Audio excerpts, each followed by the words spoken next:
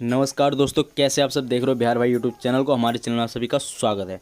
दोस्तों, जैसे कि आप लोगों को पता होगा, ये छठ का माहौल चल रहा है, छठ का सीज़न चल रहा है और सभी का बैक टू बैक गाना आ रहा है। तो उसी में से एक बात करेंगे आज रितेश पांडे जी का। रितेश पांडे जी का एक बहुत ही बेहतरीन पारिवारिक जो कि छठ का गाना, वैसे तो देखा जाए तो हर साल इनका एक छठ में एक बेहतरीन गाना आता है, वैसे एक गाना आ रहा है इसका, छठ करे के आवतानी। इसका एल्बम का नाम है छठ करे आवतानी, जो कि एक लड़का अपने माँ से, जो कि आजकल देख रहे हो बहुत ही अपने माँ बेटे को लेके एक गाना निकाल रहे हैं सभी कलाकार। अभी कल्लू भाई का भी एक गाना आया था, उसी तरीके का एक गाना आ रहा है रितेश पांडे जी का, जो कि एल्बम का नाम है छठ करे आवतानी।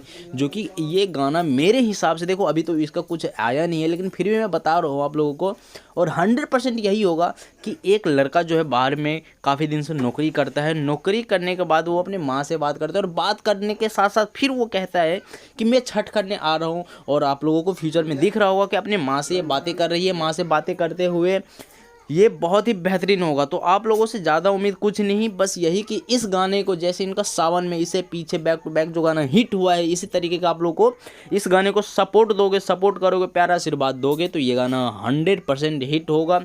क्योंकि रितेश पांडे जी को चाहने वाले से मुझे पूरा उम्मीद है कि छठ करे आवतानी को बहुत ही प्यार दुलार मिलेगा और गाना हिट पे हिट ब्लॉकबस्टर साबित होना चाहिए। तो रितेश पांडे फैन के लिए बहुत ही खुशी की बात है कि सिंगर से बने एक्टर रितेश पांडे के चाहने वाले सभी ध्यान से रखना इस बात को कि छठ करे घर आवतनी, इस एल्बम को पूरा आशीर्वाद आप लोगों को देना है।